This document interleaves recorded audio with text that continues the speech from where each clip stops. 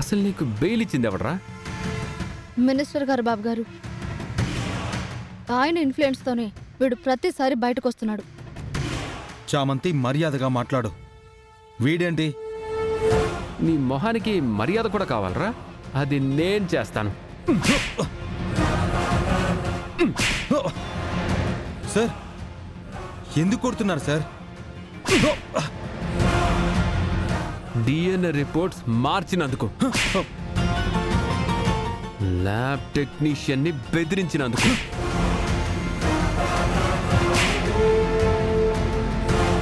ఒక చీటర్ కి ఈ రాస్కెల్ గాడు హెల్ప్ చేసినందుకు. సార్ కొట్టకండి చెప్తున్నాను. ఎందుకు ఇదంతా చేస్తున్నావో చెప్పరా, వదిలేస్తాను. నాకేం తెలీదు సార్, నాకేం తెలీదు. నీకు తెలీదా? నీకు తెలీదా? నీకు తెలీదా? తెలీదా? చెప్పరా, నన్నెందుకు ఇరికిస్తున్నావు? చెప్పరా, చెప్పు చెప్పు సార్ చెప్పు. సార్ సార్ నేనేం చేయలేదు సార్, నేనేం చేయలేదు. మర్యాదగా చెప్పరా. నీకంతా తెలుసురా గుణ. అనవసరంగా చావు దెబ్బలు తినకు. నిజం చెప్తే బ్రతికిపోతావు. నిజం చెప్తున్నాను, నాకేం తెలీదు, ఏం తెలీదు సార్. రైట్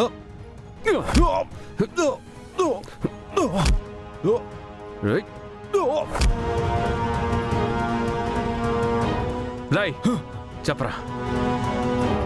నిజం కక్కలేదో చేస్తావురా. చెప్పరా, చెప్పు. రై చెప్పరా, చెప్పు. బాబాబు వాడు చచ్చేలా ఉన్నాడు, వదిలేయండి. ఇలాంటి నీచుడు పోతే కూడా పర్లేచాం. రై సార్ సార్ సార్ నిజంగా నిజంగా నాకు ఏం తెలియదు సార్, నమ్మండి సార్. ఏమీ తెలియనప్పుడు ఎందుకురా రిపోర్ట్స్ మార్పించావు? నేను వాడికి రిపోర్ట్స్ మార్చమని చెప్పలేదు. ఏమన్నా వాడిని బెదిరించి నిషా ప్రెగ్నెంట్కి మీరు కారణం కాదన్నట్టు రిపోర్ట్స్ ఇప్పించుకుంటున్నారేమోనని ఒరిజినల్ రిపోర్ట్ ఇవ్వాలని వాడికి వార్నింగ్ ఇచ్చాను, అంతే. రే రే నటకిరీటి, నీ నటన నా దగ్గర కాదురా. ఒరిజినల్ రిపోర్ట్స్ నువ్వు ఇవ్వమంటే నేను కారణం కాదనే రావాలి కదరా. మీరనే కదా సార్ నిషా బలంగా చెప్తుంది. అబ్బబ్బబ్బబ్బబ్బా, నువ్వు మామూలు నటుడి కాదు. మీరు ఏమైనా అనుకోండి, నేను వాడికి చెప్పింది అదే. ఒకవేళ వేరేలా వాడికి అర్థమైందేమో, నాకేం తెలీదు. నిజం సార్.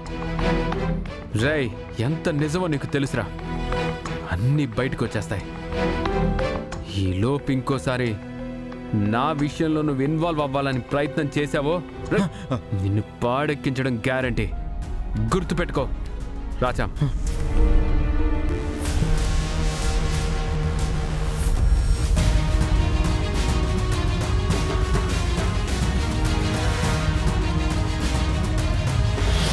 చామంతి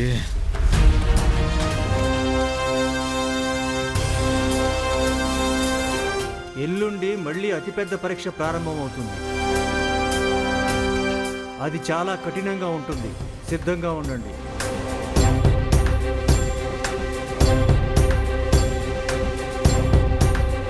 ఇప్పటి వరకు జరిగిన పరీక్షల్లో మొదటి రెండు ముందే తెలియడం వల్ల తప్పించుకున్నాను. మిగతా వాటిల్లో ఏదో నా సుడిబా ఉండడం వల్ల గెలిచాను. తర్వాత జరిగేది నాకు అనుకూలంగా ఉంటుందని అనుకోకూడదు.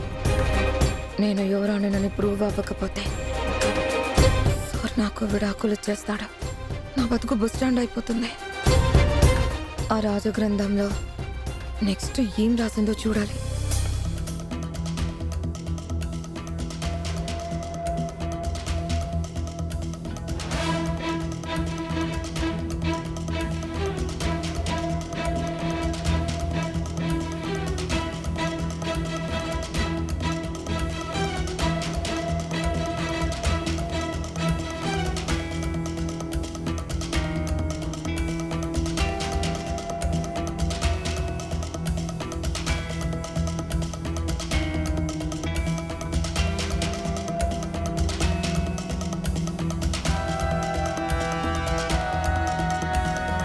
ఇప్పటికి 4 పరీక్షలు అయ్యాయి.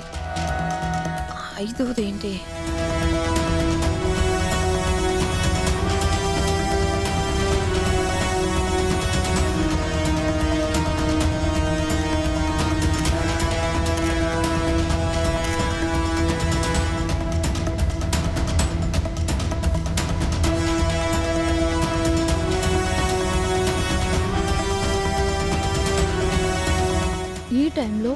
నువ్వు ఇక్కడేం చేస్తున్నావు? ఏంటి ఆ అడగడం? ఇది నా ఇల్లు. ఏ టైంలో ఎక్కడుంటే నీకేంటే? నాటకాలు ఆడకు. ఇప్పుడు 4 తంతే కూడా అడిగేవాళ్ళు కూడా లేరు. మర్యాదగా చెప్తావా తగిలించమంటావా? ఏంటే నీ గోలా? ముందు చెప్పు. నిద్ర పట్టక అటు ఇటు తిరుగుతున్నానే. పోనీ నన్ను యువరాణి చేస్తానని ప్రామిస్ చేయి. చక్కగా వెళ్ళి పడుకుంటా. నువ్వు నా అక్కవని అందరి ముందు ఒప్పేసుకో. అప్పుడు చేస్తాను నిన్ను యువరాణిని. అలా ఒప్పేసుకుంటే నేనే రాజావారి రాణివారి మనవరాలి కాదు అని ఒప్పేసుకున్నట్టే అవుతుంది కదే. తెలివి చూపిస్తున్నావా? నీ అంత తెలివి నా దగ్గర ప్రదర్శించకు అని చెప్తున్నాను. నిన్నెవడు కిలికాడే? అసలు నువ్వెందుకు ఈ టైంలో ఇక్కడికి వచ్చావు? చెట్టుకి ఛార్జింగ్ పెట్టాను, ఆపడానికి వచ్చాను. చాలా చాలమ్మా, ఇంకొక మాట కూడా మాట్లాడకు. అసలే నాకు పిచ్చెక్కిపోయినట్టుంది.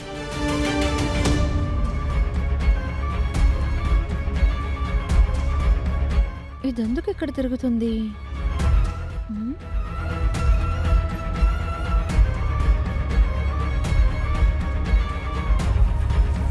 వ్యాఘ్ర భోజనం సమర్పణం అంటే ఏంటి? ఫోన్లో సెర్చ్ చేస్తాను. వ్యాఘ్ర భోజనం సమర్పణం. వ్యాఘ్ర భోజనం సమర్పణం అనేది సంస్కృత పదం. దీనిని తెలుగులో పులికి ఆహారం అందించడం అంటారు.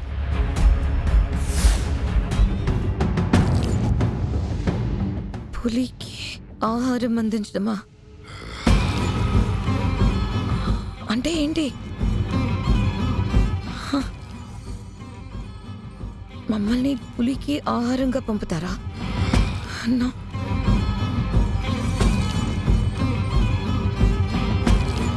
ఏం అర్థం కావడం లేదే.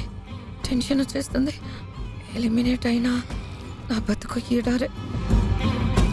ఈ పరీక్షకు వెళ్ళినా ఆ బతుకు గోవిందే. ఏం చేయాలి?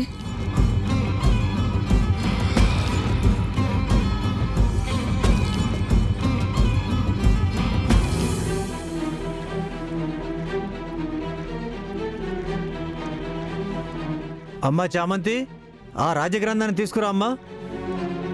వస్తున్నానండి. ఈ పరీక్ష ఎలా అన్నా జరగనివ్వకుండా ఆపాలి. 5వ పరీక్ష ఏం రాయబడుందో ఒకసారి చదవమ్మా. అలాగే అయ్యగారు. వ్యాఘ్ర భోజనం సమర్పణం